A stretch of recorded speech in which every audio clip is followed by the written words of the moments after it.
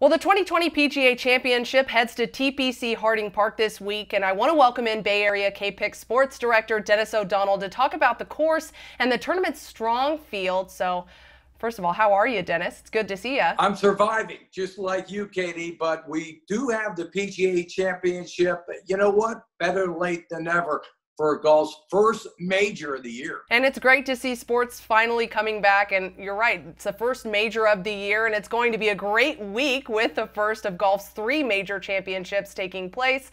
So, Dennis, what makes TPC Harding Park so special? You know, it's special to me, Katie, because I went to grammar school right at Lake Merced, adjacent to Harding Park. I went to college at San Francisco State, and after classes, we would sneak through a fence at Harding Park, play 5 holes, go back to college. At that time, Harding fell into grave disrepair, and it was Sandy Tatum who brought Harding back to championship standards, and now it's a gem of San Francisco.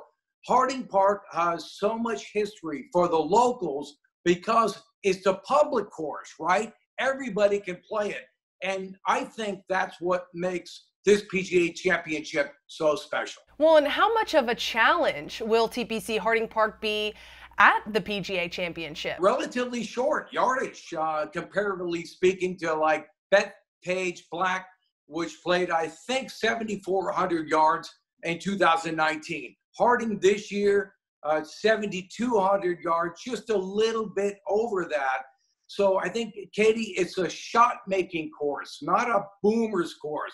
It's going to be a course of strategy, not wail away from 400 yards with a wedge in. That being said, there's going to be 4 par 4s at Harding Park that are going to be drivable. So the big hitters, Bryson DeChambeau, come into play, but it's going to be incredibly risky because they cut the fairways down, Katie, by 60%. And within the rough, a lush rough, is going to be thick. So you can boom it, but at your own risk. And in order to keep everybody safe, fans are not going to be allowed at this tournament, just like others we've watched along the tour leading up to this major. So will the PGA Championship still feel like a major without any fans in attendance? Yeah, that's really unfortunate, especially for San Francisco, especially because it is a public course. So it will lose the vibrancy of PGA Championship. I don't know if you've been to baseball stadiums. I have been for a few games now. There's no life within the stadium or within the ropes at tournaments, including Harding Park. But when you see it on TV, it's just the same. I don't miss the fans. I'm able to focus on all golf. It's a beautiful golf course. It will show that way on TV. So from an outsider's perspective, it's going to shine. Within Harding Park, it's going to lose that lively nature that it brings. Well, and with another strong field, more than 90 of the top 100 players as of Monday, who do you see challenging on the leaderboard for this one? You know, I'm going to go with Webb Simpson. Webb Simpson is not a long hitter, but he's a great iron hitter. He's a very accurate player. And Katie, you know that Webb Simpson won the U.S. Open at Olympic, which is right across the street here in 2012 under similar conditions. The Open was held in June. This is August.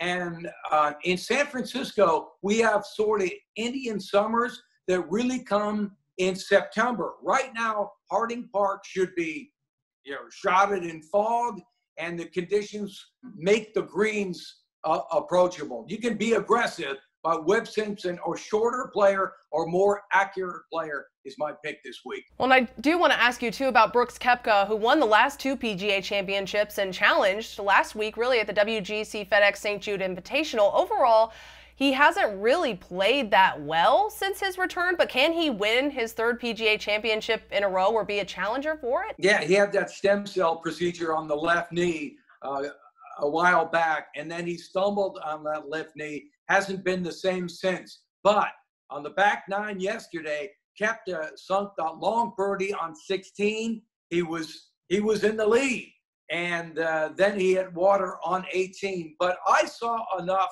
from Brooks yesterday to put him in my top 5 at Harding Park.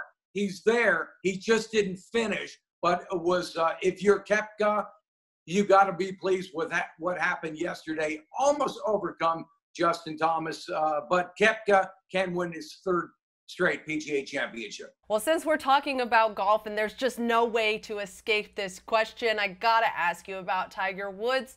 How do you think that he's going to do this week at TPC Harding Park? Tiger Woods has won here before, as has Rory McIlroy.